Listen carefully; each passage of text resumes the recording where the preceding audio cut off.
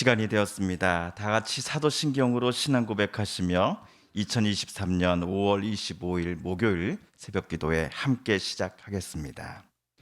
나는 전능하신 아버지 하나님 천지의 창조주를 믿습니다. 나는 그의 유일하신 아들 우리 주 예수 그리스도를 믿습니다. 그는 성령으로 잉태되어 동정녀 마리아에게서 나시고 본디오 빌라도에게 고난을 받아 십자가에 못 박혀 죽으시고 장사된 지 사흘 만에 죽은 자 가운데서 다시 살아나셨으며 하늘에 오르시어 전능하신 아버지 하나님 우편에 앉아 계시다가 거기로부터 살아있는 자와 죽은 자를 심판하러 오십니다. 나는 성령을 믿으며 거룩한 공교회와 성도의 교제와 죄를 용서받는 것과 몸의 부활과 영생을 믿습니다. 아멘. 오늘 우리 함께 읽을 기록된 하나님 말씀, 신약의 말씀 베드로전서 제4장 1에서 오늘은 6절까지의 말씀 함께 읽고 묵상합니다. 신약 381쪽경에 있는 베드로전서 제4장 1에서 6절까지의 말씀 오늘 함께 읽고 묵상합니다. 그리스도께서 이미 육체의 고난을 받으셨으니 너희도 같은 마음으로 값없을 삼으라. 이는 육체의 고난을 받은 자는 죄를 그쳤음이니 그 후로는 다시 사람의 정욕을 따르지 않고 하나님의 뜻을 따라 육체의 남은 때를 살게 하려 함이라. 너희가 음란과 정욕과 술 취함과 방탕과 향락과 무법한 우상 숭배를 하여 이방인의 뜻을 따라 행한 것은 지나간 때로 족하도다. 이러므로 너희가 그들과 함께 그런 극한 방탕에 다름질하지 아니하는 것을 그들이 이상히 여겨 비방하나 그들이 산자와 죽은 자를 심판하기로 예비하신 이에게 사실대로 고하리라. 이를 위하여 죽은 자들에게도 복음이 전파되었으니 이는 육체로는 사람으로 심판을 받으나 영으로는 하나님을 따라 살게 하려 함이라. 아멘. 사도는 본인의 편지를 받아볼 튀르키예 성도들이 고난과 핍박 중에서도 믿음을 잃지 말 것을, 또한 예수님을 닮아 자신들을 박해하는 사람들에게 선한 양심과 선행으로서 대갚아 줄 것을 계속해서 요청하는 중입니다. 그런데 성도들의 인내에 있어서 베드로는 왜 예수님을 그들의 본보기로 삼으라라고 말하였을까요? 예수님은 고난과 핍박을 인내하시고 십자가에 달려 돌아가실 때까지 선한 양심으로서 선행을 하기를 포기하지 않으셨기 때문이었습니다. 당신의 아들을 죽음에서 살리신 하나님은 자기 아들을 통하여 수많은 이들이 다시 하나님 앞으로 나아올 것을 소망하셨습니다. 자, 한편 오늘 4장에서도 베드로는 예수님께서 이미 고난을 받으신 점을 다시금 언급합니다. 우리 먼저 1절을 세 번역으로 다시 한번 읽어보겠습니다. 시작. 그리스도께서는 육신으로 고난을 받으셨습니다. 여러분도 같은 마음으로 무장하십시오. 육신으로 고난을 받은 사람은 이미 죄와 인연을 끊은 것입니다. 아멘. 그리스도께서 육신으로 고난을 받으셨다라는 것은 예수님께서 종교 지도자들과 유대인들 그리고 로마 제국과 총독에 의해서 핍박받고 조롱받으시다가 십자가에 못 박혀 죽으신 사건까지의 그 일련의 일들을 가리킬 것입니다. 그리고 나서 여기 1절 후반부 육신으로 고난을 받은 사람은 이미 뭐와 인연을 끊은 것이다 라고 베드로는 말하였지요. 죄와 인연을 끊었다 라고 말하였습니다. 그런데 여러분도 같은 마음으로 무장하십시오는 우리가 어떻게 해석을 해야 될까요? 전쟁터에 장수가 나가기 전 칼과 방패를 챙기고 나가지 않습니까? 하지만 제일 먼저는 자기 몸을 적군의 칼과 화살로부터 보호하기 위해 갑옷을 입어야 할 것입니다. 학자들은 예수 그리스도의 마음으로 성도들이 무장하기를 베드로는 요청하였다라고 방금 문장을 이해합니다. 예수님을 만나기 이전 누렸던 인간의 욕정이라고 하는 옛날의 옷이 아니라 예수의 마음이라고 하는 옷 또는 갑옷을 착용한 그리스도인들이 될 것을 베드로는 말했던 것이다라고 주석가들은 이해합니다. 우리 2절, 3절도 함께 읽어보겠습니다. 시작. 이제부터는 육신으로 살아갈 남은 때를 인간의 욕정대로 살지 말고 하나님의 뜻대로 살아야 합니다. 여러분은 지난날에 이방 사람들이 하고 싶어하는 일을 하였으니 곧 방탕과 정욕과 술 취함과 활락과 연회와 가증스러운 우상 숭배에 빠져 살아왔습니다. 그것은 지나간 때로 충분합니다. 베드로의 편지를 받아서 읽어볼 지금의 성도들도 과거에는 자신들의 욕망이 원하는 대로 살았던 것이 분명합니다. 방탕, 정욕, 술 취함, 활락에다가 가증스러운 우상 숭배에 이르기까지 성도들도 현재는 분명 지고 싶은 과거가 있었다라는 것입니다. 그러나 베드로는 그것은 지나간 때로 충분하다라고 선언하지요. 이 말을 혹시 지나간 삶을 어떻게 살았든 그것을 뉘우치든 말든 현재가 중요한 것 아니겠어? 라고 우리는 이해해서는 안 될 것입니다. 우리가 종종 뼈를 깎는 노력이 필요하다라고 말하곤 합니다.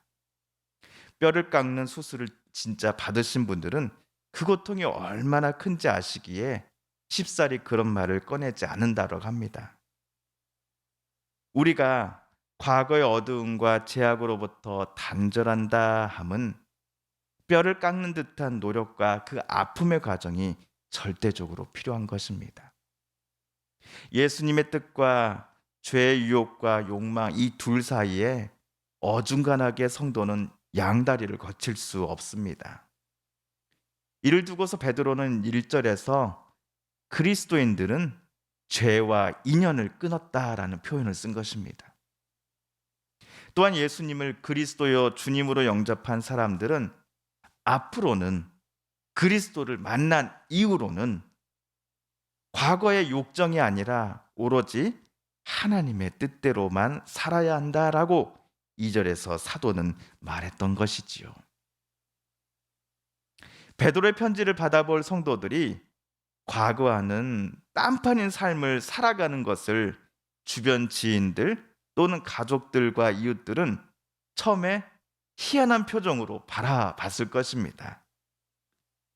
아이, 냅둬 그냥 잠시 저러다 말겠지 했다가 성도들이 그리스도로 말미암아 상대방에게 순복하며 선행을 계속해서 행해 나가고 있으니 주변 지인들은 성도들을 조롱하고 핍박하기 시작했던 것입니다. 예수님을 닮아가려고 애쓰는 성도들로 말미암아 주변의 가족과 이웃들은 자신들이 방탕과 정욕 그리고 가증스러운 우상 숭배에 빠져 살아가고 있다는 것을 깨닫게 되었을 것입니다. 하지만 이게 그들의 입장에서는 자존심이 상하고 기분을 나쁘게 만드는 일로도 간주되었을 것입니다. 뭐야? 왜 너희 그리스도인이라고 하는 놈들만 깨끗한 척 하는데 너희들은 정결하고 뭐 우리는 더럽다라는 거야? 라고 짜증 가득한 말들을 성도들에게 쏟아내는 이들도 있었을 것입니다. 자신들이 어둠에 있다라는 사실을 애써 감출 뿐만 아니라 계속 환난과 정욕을 추구하는 일에 열심을 내기 위하여 그들 중에 어떤 이들은 더더욱 성도들을 핍박했을 것입니다. 그런데 지난 시간까지 베드로는 자신들을 핍박하는 이러한 사람들을 향하여 성도들이 어떻게 할 것을 부탁하였습니까? 악을 악으로서 갚지 마십시오. 선한 양심과 선한 행실로 되갚으시면서 그들에게 핍박하는 그 사람들에게도 순복하십시오라고 베드로는 말하지 않았습니까? 여기 덧붙여 오늘 6절에서 사도는 이렇게 말합니다. 6절을 함께 읽겠습니다. 시작. 죽은 사람들에게도 복음이 전해진 것은 그들이 육신으로는 모든 사람이 심판받는 대로 심판을 받으나 영으로는 하나님을 따라 살게 하려는 것입니다. 아멘. 여기 6절에 나오는 죽은 사람들이 구체적으로 어떤 사람인가에 대해서는 학자들마다 의견이 나뉘는 게 사실입니다. 그러나 어떤 학자의 의견을 고르든지 간에 세상 모든 이들에게 복음이 전해진 이유는 똑같습니다.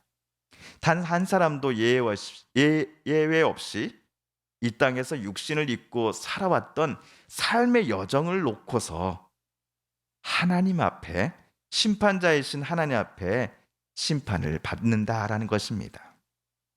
죽음이라는 사건마저도 누군가로 하여금 하나님의 심판을 피할 수 있게 만들 수는 없다라는 것입니다. 그렇다면 베드로는 복음을 들었다 한다면 영에 있어서는 하나님을 따라 살아갈 것을 성도들에게 부탁하고 있습니다. 복음을 들은 사람들은 더 이상 욕망과 욕정, 악함이 아니라 하나님과 늘 동행하며 살아가기를 시작하라는 것입니다. 그렇다면 오늘 우리들도 선을 행하면서도 누군가에게 고난을 당했을 때 낙심하면서도 기뻐할 수 있는 이유가 오늘 성경에 나와 있습니다. 우리가 그리스도인으로 살기로 작정하면서 하나님께서 기뻐하시는 뜻대로 살고자 했기에 압성 같은 고난을 당했다라고 한다면 우리는 낙담 중에서도 위안을 얻고 하나님께서 주신다 하는 그 위로와 격려를 얻을 것을 소망할 수 있을 것입니다. 그렇다면 지금까지 늘 그러해 오셨듯이 오늘 또 내일 또 언제나 우리는 선한 양심을 품으며 우리를 존중해 주는 사람뿐만 아니라 그렇지 않은 이들에게도 그리스도를 본받아 선을 행하며 살아가겠노라고 다짐하며 이 아침 하나님 앞에 나아가십시다. 주님께서 가르쳐 주신 기도를 드리며 오늘 말씀 묵상을 모두 마칩니다. 하늘에 계신 우리 아버지, 아버지의 이름을 거룩하게 하시며 아버지의 나라가 오게 하시며 아버지의 뜻이 하늘에서와 같이 땅에서도 이루어지게 하소서. 오늘 우리에게 일용할 양식을 주시고 우리가 우리에게 잘못한 사람을 용서하여 준 것 같이 우리 죄를 용서하여 주시고 우리를 시험에 빠지지 않게 하시고 악에서 구하소서. 나라와 권능과 영광이 영원히 아버지의 것입니다. 아멘. 예, 잠시 광고 드립니다. 오늘은 우리 교회 야외 나들이 소풍이 10시에 시작합니다. 서부마트 앞에서 10시까지 참석하실 수 있는 분들을 함께 하시면 좋겠고요. 또 농번기 가운데 날짜를 잡았습니다. 이 부분 정말 죄송하게 생각하고요. 다음에 우리 가을쯤에 다시 한번 잡을 때는 조금 더 농번기를 피해서 잡도록 하겠습니다. 이 부분 우리 성도님들의 양해를 부탁드리고요. 우리 내일 금요일은 새벽 기도의 말씀 묵상을 하루 쉬겠습니다. 우리 내일 금요일은 하루 쉬겠습니다. 그리고 우리 다음 주 화요일부터 새벽 말씀 묵상을 재개하도록 하겠습니다. 사랑하는 성도 여러분, 성삼위 하나님께서 오늘 말씀 묵상 중에 우리에게 들려주신 하나님의 음성과 뜻을 다시 떠올려 보기를 원합니다. 오늘 말씀 묵상 중에 깨닫고 또한 다짐한 바대로 우리들이 그렇게 살아가게 해달라고 이 시간 우리가 함께 읽은 말씀을 붙잡고 하나님 앞에 기도드리기를 원합니다. 하나님, 우리 서부를 위로하여 주소서. 하나님, 우리 서부면의 모든 이들의 마음을 그리고 눈물을 닦아주시고 위로하여 주소서. 어서 이 땅을 하나님의 뜻대로 아름답게 회복시켜 주소서 라고 함께 기도하겠습니다. 우리 성도님들과 가족들 중에 또 이웃분들 중에 하나님의 고쳐주심과 또 치료하여 주심, 회복시켜 주심을 놓고 간절히 기도하는 분들이 계십니다. 이 시간 우리도 같은 마음 같은 뜻으로 함께 기도드리겠습니다. 전 세계에 계속되고 있는 전쟁을 하나님 멈춰 주시옵소서. 마지막으로 우리가 가지고 나온 간절한 기도 제목 하나님께 아뢰며 하나님의 은혜의 보좌 앞으로 더 가까이 나아가겠습니다. 함께 개인 기도 시간 갖겠습니다.